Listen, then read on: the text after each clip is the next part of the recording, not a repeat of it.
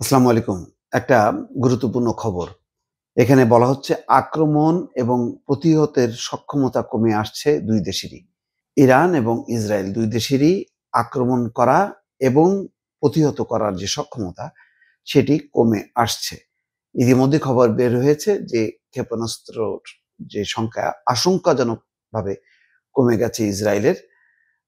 এই সংখ্যা নিয়ে তারা মার্কিন যুক্তরাষ্ট্রের সঙ্গে বা ওয়াশিংটনের সঙ্গে কথা বলছে। ইরানের অবস্থা, প্রকৃত অবস্থাটা কি এখনো পরিষ্কার না। কিন্তু ধীরে, ধীরে যেই হামলা বা ক্ষেপণাস্ত্র ছোড়ার যে পরিসংখ্যানটা, সেই পরিসংখ্যানটা বিশ্লেষণ করে আন্তর্জাতিক গবেষকরা বলছেন যে ২ দেশেরই যেমন হামলা করার ক্ষমতা কমছে, তেমনি হামলা প্রতিহত করার যে সক্ষমতা সেটাও কমে যাচ্ছে। এই খবরে বলা হচ্ছে ইসরায়েল ও ইরানের মধ্যে চলমান সংঘাতে হামলার তুলনামূলক একটি চিত্র তুলে ধরেছে মার্কিন প্রতিরক্ষা গবেষণা প্রতিষ্ঠান ক্রিটিক্যাল থ্রেটস প্রজেক্ট এবং institute for the study of war. তাদের সর্বশেষ প্রতিবেদন অনুসারে ইরান ইসরায়েলে যে পরিমাণ হামলা করেছে, ইসরায়েলি সামরিক বাহিনী ইরানে তার ৫ গুণ বিমান হামলা চালিয়েছে। মানে ৫ গুণ বেশি বিমান হামলা চালিয়েছে। সিটিপি ও আইএসডব্লিউ জানিয়েছে গত ১৩ই জুন ইসরায়েল ইরানের উপর যে হামলা শুরু করার পর থেকে ইসরায়েলি বাহিনীর ১৯৭টি নিশ্চিত বা রিপোর্টকৃত বিমান হামলার ঘটনা রেকর্ড করা হয়েছে।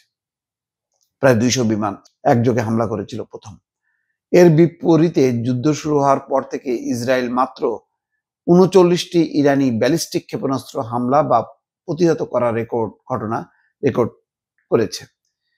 প্রতিবেদনে বলা হচ্ছে যে সাম্প্রতিক ইরানি ক্ষেপণাস্ত্র হামলার সংখ্যা উল্লেখযোগ্যভাবে হ্রাস পেয়েছে। এর কারণ হিসেবে ইসরায়েলের ক্ষেপণাস্ত্র উৎক্ষেপণ কেন্দ্র এবং সংরক্ষণাগার ধ্বংস হওয়াকে দায়ী করা হচ্ছে। অর্থাৎ যেই ক্ষেপণাস্ত্র উৎক্ষেপণ করবে এবং সংরক্ষণ করবে সেগুলো ধ্বংস হওয়ার ফলে তাদের সেই সক্ষমতা কমে গেছে।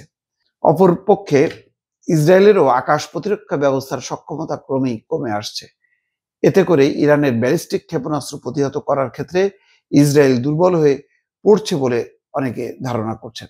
এদিকে গত ২৪ ঘন্টায় ইসরায়েলে প্রায় ৯টি হামলার ঘটনা রেকর্ড করা হয়েছে। এর মধ্যে সবচেয়ে গুরুত্বপূর্ণ হামলাটি ছিল গত মঙ্গলবার ভোরের দিকে, যখন ইসরায়েলি সামরিক বাহিনীর তথ্য অনুসারে প্রায় ৩০টি ক্ষেপণাস্ত্র একযোগে ইসরায়েলের দিকে নিক্ষেপ করা হয়েছিল। যদিও এর অধিকাংশই ধ্বংস করা হয়েছে, তবে কয়েকটি ক্ষেপণাস্ত্র এবং তাদের ধ্বংসাবশেষ হার্জলিয়া নামক একটি এলাকায় আঘাত হেনেছে। এই এলাকায় সামরিক ঘাঁটি এবং সামরিকভাবে গুরুত্বপূর্ণ স্থাপনা রয়েছে বলে মনে করছে ইরান। ইসরায়েলি সামরিক বাহিনীর দাবি, তারা ইরানের প্রায় ২০০টি ক্ষেপণাস্ত্র উৎক্ষেপণ স্থান ধ্বংস করেছে। ইরানের প্রায় ২০০টি ক্ষেপণাস্ত্র উৎক্ষেপণ স্থান ধ্বংস করেছে। তাদের বিশ্বাস, ইরানিরা এখন তাদের ইচ্ছেমতো বেশি ক্ষেপণাস্ত্র নিক্ষেপ করতে পারবে না। ইসরায়েলের তথ্য অনুসারে শনিবারের পরে ইরান নিক্ষিপ্ত ক্ষেপণাস্ত্রের সংখ্যা কমেছে।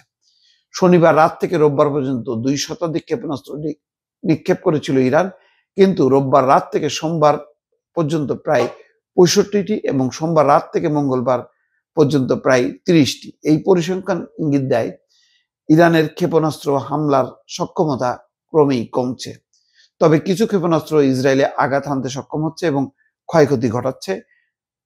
সর্বশেষ ঘটনায় তাৎক্ষণিকভাবে কোনো হতাহতের খবর পাওয়া যায়নি, তবে শুক্রবার থেকে ইরানি ক্ষেপণাস্ত্র হামলায় মোট ২৪ জন ইসরায়েলি নিহত হয়েছে। এদিকে মার্কিন সংবাদ মাধ্যম ওয়াল স্ট্রিট জার্নাল জানিয়েছে ইসরায়েলের প্রতিরক্ষা ব্যবস্থা আরও ইন্টারসেপ্টরের ঘাটতি দেখা দিয়েছে।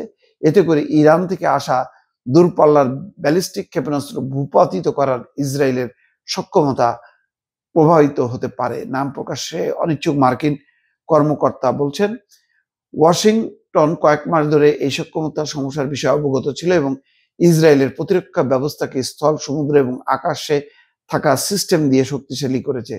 প্রতিবেদনে বলা হয়, ইসরায়েলি বাহিনী গোলা বারুদ সম্পর্কিত বিষয়ে মন্তব্য করতে অস্বীকার করেছে। তার মানে যুদ্ধ দিন যত যাচ্ছে ততই ২ দেশের হামলা করার এবং প্রতিহত করার দুটো নিজের সক্ষমতা কমে যাচ্ছে, এটা একেবারেই পরিষ্কার। এবং একই সঙ্গে হতাহতের সংখ্যা বাড়ছে ২ দেশেরই। এতে কোনো সন্দেহ নেই দর্শক। ভালো থাকবেন। আল্লাহ হাফেজ।